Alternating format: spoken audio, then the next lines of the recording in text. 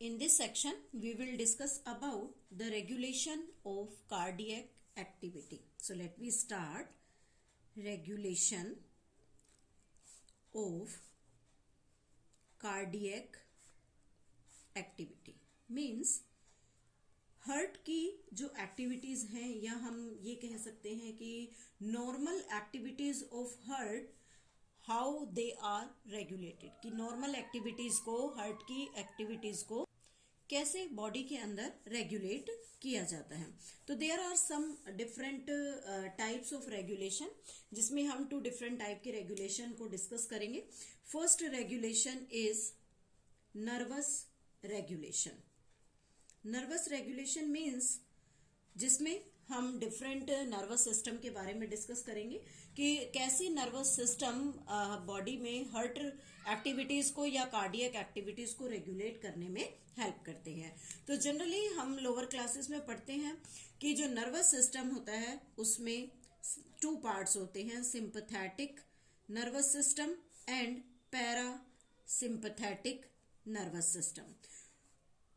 Sympathetic nervous system 2 types का nervous system है. Then the sympathetic nervous system helps in acceleration of heart beat. ये heart beat को accelerate करने में help करता है. इट मीन्स हार्ट बीट की जो वैल्यू है उसे इंक्रीज कर देगा. Then how it helps in acceleration of the heart beat by constricting the arteries. Means artery में कॉन्स्ट्रिक्शन क्रिएट करेगा, जिससे क्या होगा, ब्लड प्रेशर राइज करेगा. Then blood pressure will increase, और उसके इंक्रीज होने की वजह से हमारी जो हार्ट बीट्स होती हैं वो इंक्रीज हो जाती हैं. If we take the parasympathetic nervous system, then they help in helping the slow heart beat. It means जो हार्ट बीट किसी कंडीशन में रेज हो गई थी, उन रेज्ड हार्ट बीट्स को स्लो करने में यहाँ पर हेल्प करेगा. Then how it helps in slowing this heart beat by dilation of arteries. Arteries को डायलेट करेगा, और डायलेशन के साथ साथ जो ब्लड प्रेशर है उसे भी लो करने में हेल्प करता है. Blood pressure become very low, यानी कि यहाँ पर ब्लड प्रेशर डिक्रीज हो जाएगा. It means sympathetic as well as parasympathetic दोनों नर्वस सिस्टम अपोजिट मैनर में वर्क करते हैं. If there is necessity to increase the heart beat, then the sympathetic nervous system will work, and if the function is become normal, then the parasympathetic nervous system helps in slowing the heart beat. Now second regulation is chemical regulation. Means chemical regulations में हम यहाँ hormonal level के बारे में discussion करेंगे कि कैसे different hormones body में हार्ट बीट को या कार्डियक एक्टिविटीज को रेगुलेट करने का काम करते हैं. तो सबसे पहले यहाँ हम बात करते हैं सिक्रीशन ऑफ वैसोकॉन्स्ट्रिक्टर. वैसोकॉन्स्ट्रिक्टर यहाँ पर रिलीज होता है, and that vasoconstrictor is named as norepinephrine. Norepinephrine हम इसे कह सकते हैं, या इसी का दूसरा नाम अगर लिखना चाहें तो नोरएड्रेनालिन. नोरएड्रेनालिन हार्मोन. दिस नोरएपिनेफ्रिन और नोरएड्रेनालिन is secreted by adrenal medulla. Adrenal medulla, that is the part of the adrenal gland, वहां से रिलीज होता है एड्रीनल ग्लैंड से. एड्रीनल ग्लैंड में बेसिकली 2 पार्ट्स होते हैं, कोर्टेक्स एंड मेड्यूला. तो एड्रीनल ग्लैंड का जो मेड्यूलरी रीजन है, मेड्यूला पार्ट है, वहां से नोर एड्रेनालिन का रिलीज होगा. This NOR adrenaline is a vasoconstrictor. It means it cause constriction in the blood vessel. blood vessels को constrict करना start करेगा. Again when the blood vessels start constricting, then the blood pressure will rise. धीरे धीरे blood pressure increase होगा, और blood pressure के increase होने से heart beats increase होती हैं.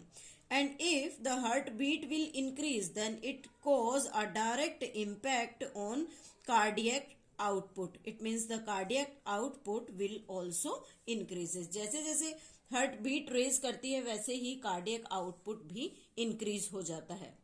Other hormone that is epinephrine. Epinephrine. This epinephrine is also named as the adrenaline. Adrenaline. इस एड्रीनेलिन हार्मोन को हम यहाँ पर एमरजेंसी हार्मोन का नाम भी देते हैं. This emergency hormone again released from adrenal medulla. ये भी एड्रीनल मेड्यूला से रिलीज होता है और इस एड्रीनलिन का काम भी वैसो कॉन्स्ट्रिक्शन कोज करना है. It is causing vaso constriction. And during this vasoconstriction, they cause the weak constriction in blood vessel. Blood vessel में weak constriction cause करेगा. Result क्या होगा? Result again same heart beat की value यहाँ पर increase होगी and due to the increased heart beat, the cardiac output become increases. Cardiac output भी यहाँ पर इंक्रीज हो जाएगी. तो इस तरह से जो केमिकल रेगुलेशन है वो एक तरह से हार्ट की एक्टिविटीज को रेगुलेट करने में हेल्प करता है. एंड जनरली जो हार्ट की एक्टिविटीज होती हैं दे आर इंट्रिंसिकली